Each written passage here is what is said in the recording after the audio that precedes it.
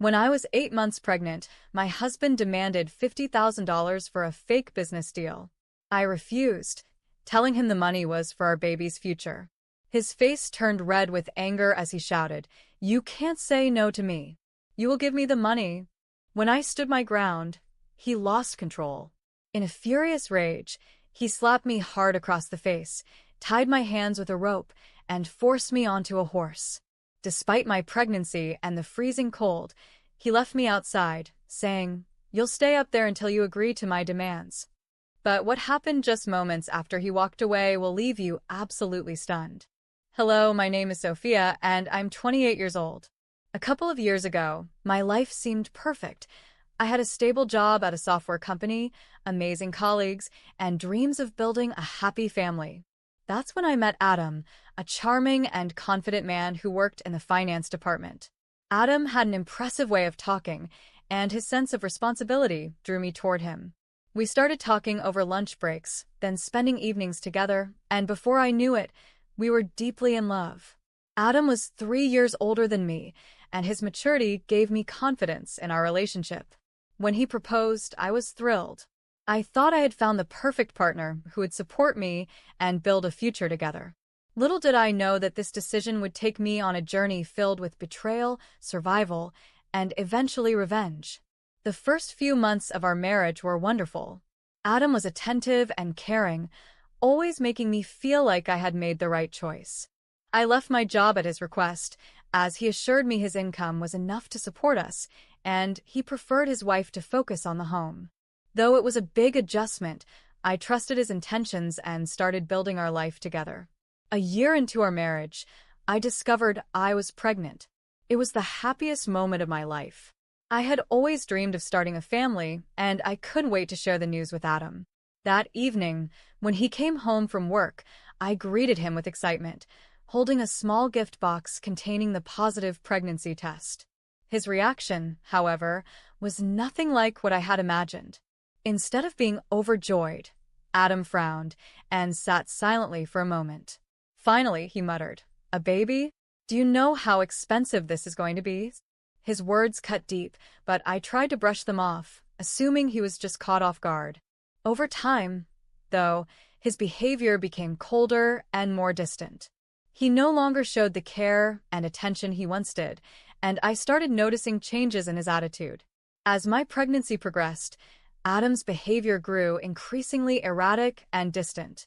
He often stayed late at work, and his usual charm had given way to frustration and bitterness. One evening, as I was folding baby clothes I had just purchased, Adam stormed into the living room, holding a set of documents. His face was tense, and I could sense trouble brewing. "We need to talk," he said, dropping the papers onto the table. "What's wrong?" I asked cautiously. "I need $50,000, he said bluntly. "There's a deal at work I need to close, and I need the funds to secure it. If I don't, my career will be on the line." I stared at him in disbelief. "Adam, we don't have $50,000 just lying around. The savings we have are for the baby. I'm 8 months pregnant, and you're asking me to sacrifice our child's future for your career?" Adam's jaw tightened. "This isn't just about my career, it's about us. If I lose this deal, I could lose my position, and then how will I provide for you and the babies?" I shook my head firmly. "Adam, this is your responsibility to fix. You're asking me to risk everything we've saved for a deal you're not even sure will work. I can't do that." "Then ask your parents," he snapped. "They're well off. They can give us the money." His words hit me like a slap. "Adam, my parents have done enough for us already. I won't go to them for money, especially not for something this reckless." My refusal only seemed to ignite his temper further. "You think you can just say no to me? Do you have any idea what I'm dealing with?" His voice rose, and I instinctively took a step back, clutching my swollen belly. "I'm thinking about our baby," I said, my voice shaking. "Not about a gamble you're willing to make." Adam's face twisted with rage. Without warning, he slapped me hard across the face. The force of his hand made me stumble back, tears welling in my eyes from the shock and pain. "You dare defy me?" he shouted. "You're my wife, and you will do as I say." I barely had time to recover before he grabbed a rope from the corner of the room. Before I could protest, he tied my hands tightly and dragged me outside into the cold night air. My heart raced as fear gripped me. Adam led me to a horse in the yard. "You're going back to your parents," he snarled, his voice venomous. "Let them deal with you since you're so loyal to them." He forced me onto the horse, his grip iron-like as I struggled helplessly. Tears streamed down my face as I thought of the baby inside me and the danger we both were in. Adam stood there, staring at me with cold fury, his words cutting through the silence of the night. "You'll regret ever saying no to me," he said before turning and storming back into the house, leaving me tied and helpless. As the cold night air bit into my skin, I realized I couldn't just sit there, bound and vulnerable. The ropes around my wrists dug into my skin painfully, but I knew I had to find a way to free myself. My baby's safety depended on it. I shifted cautiously, testing the knots on my wrists. The ropes were tight, but they weren't perfect. Using the edge of the saddle, I began rubbing the ropes against it, trying to loosen the bindings. It felt like hours, but eventually, the fibers began to fray. My wrists burned, but I didn't stop. Finally, with one last tug, the rope snapped, and my hands were free. I quickly climbed off the horse, careful not to lose my balance with my heavily pregnant body. My legs were shaky, but adrenaline coursed through me, keeping me focused. I glanced back at the house, terrified that Adam might return. Not wasting another moment, I began walking down the dark road leading away from our home. My heart pounded in my chest as I clutched my belly, praying that my baby would be okay. The night seemed endless, but after what felt like miles, I saw the faint glow of headlights in the distance. Desperation overtook me, and I stumbled into the road, waving my arms to signal the approaching car. The vehicle screeched to a halt, and the driver, a middle-aged man with kind eyes, rushed out. "Are you all right, ma'am?" he asked, his voice filled with concern as he noticed my swollen belly and tear-streaked face. "Please," I whispered, my voice trembling. "I need help. My husband, he tried to hurt me." Without hesitation, the man helped me into his car and drove me to the nearest police station. During the ride, I clung to my belly, silently assuring my baby that we were safe now. At the police station, the officers were quick to act. They took my statement and assured me they would investigate Adam's actions. They arranged for a doctor to check me and the baby to ensure we were unharmed. Thankfully, aside from a few bruises and the emotional trauma, my baby was still safe. One of the officers asked, "Do you have somewhere to go? Family or friends who can take you in?" Through my tears, I nodded. "My parents. They live about an hour from here. Can you help me contact them?" The officers arranged for me to be transported safely to my parents' home. The relief I felt when I saw my parents' faces was overwhelming. My mother embraced me tightly, and my father promised to protect me no matter what. That night, I finally felt safe, but I knew this was far from over. Adam had crossed a line, and I wasn't going to let him get away with it. The days that followed were a whirlwind of emotions. I was relieved to be safe at my parents' home, but the trauma of what Adam had done lingered in my mind. Every time I thought about the slap, the ropes, and the horse, my anger grew. I realized I couldn't let him walk away without consequences, not just for me, but for my baby. My father, a retired lawyer, sat with me one morning over breakfast. "Sophia, we need to approach this systematically," he said. "Adam has committed serious crimes, domestic violence, endangerment, and emotional abuse. We'll gather evidence and build a strong case."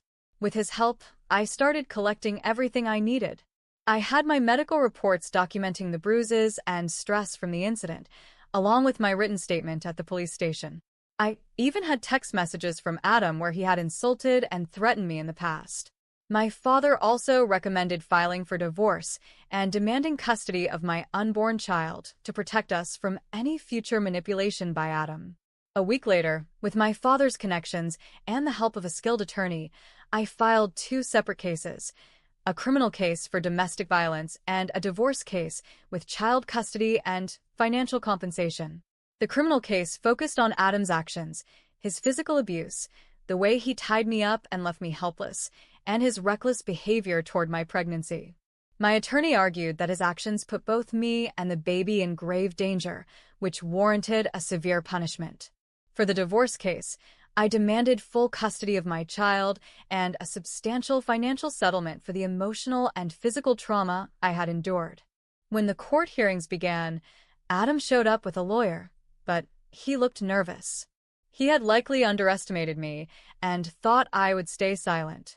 In the courtroom, my attorney presented a clear and compelling case.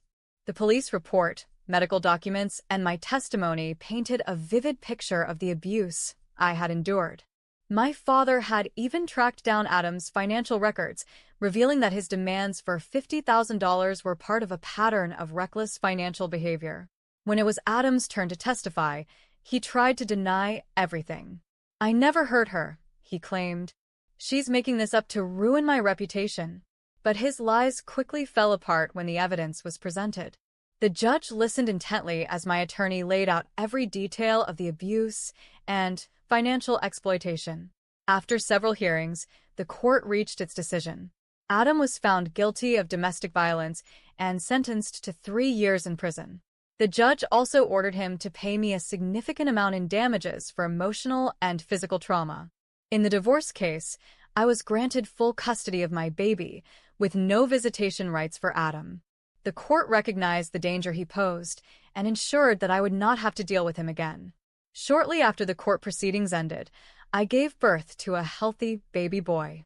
Holding him in my arms for the first time was the most beautiful moment of my life. I named him Ethan, a name that symbolized strength and resilience. As I looked at his tiny face, I promised him that I would build a better future for us. Adam was no longer a part of our lives, and I was free to raise my son in a loving and safe environment. The months following Ethan's birth were filled with challenges, but also hope. With Adam out of our lives, I felt a sense of freedom I hadn't experienced in years. My parents' unwavering support became the foundation of my new beginning. They helped me care for Ethan, allowing me the time and space to plan for our future. After settling into a routine with Ethan, I decided it was time to rebuild my career. Leaving the job I loved had been one of Adam's earliest demands, but now I had the opportunity to reclaim my independence. With my father's connections and my previous experience in the software industry, I secured a position at a reputable tech company. My new role was flexible, enabling me to balance work and motherhood. Returning to work gave me a renewed sense of purpose and confidence. Adam's arrest and the court proceedings had made headlines in our local community, but I refused to let the gossip and judgment define me. Instead, I used my story to inspire others. I connected with women who had experienced similar abuse and began volunteering with organizations that supported survivors of domestic violence. Sharing my journey was therapeutic. It allowed me to heal and gave me the strength to help others see that leaving an abusive relationship wasn't the end. It was the beginning of something better. With my new job, I started saving aggressively to ensure Ethan's future was secure. My father, who had always been a brilliant financial planner, helped me set up investments and a trust fund for Ethan. "You've shown remarkable strength, Sophia," he said one evening. "Now, let's make sure Ethan never has to face the struggles you did." These words became my mission. Everything I did, from advancing in my career to building a stable home, was for Ethan. One day, a letter from Adam arrived at my parents' house. Against my better judgment, I opened it. He apologized for everything, blaming his actions on financial stress and his upbringing. He begged for forgiveness and asked for another chance to be in Ethan's life. I stared at the letter for a long time before tearing it in half. I had given Adam too many chances, and he had squandered every one. His words couldn't erase the pain he had caused or undo the damage to our family. I decided not to respond. A year later, life looked completely different. Ethan had grown into a curious, happy toddler, and I had been promoted at work. I had also moved into a cozy apartment close to my parents, giving us the perfect balance of independence and support. Looking back, I realized how far I had come. The fear and helplessness I once felt had been replaced with strength and resilience. Adam's actions had nearly destroyed me, but instead, They became the catalyst for my transformation. Now, every time I held Ethan or watched him take his first steps, I felt an overwhelming sense of gratitude for the life I had rebuilt. I was no longer just surviving, I was thriving. Thank you for staying with me through this intense story. If you enjoyed it and want to hear more stories like this, please like this video, leave a comment sharing your thoughts, and don't forget to subscribe to the channel for more captivating content. Your support means the world to us. See you in the next story.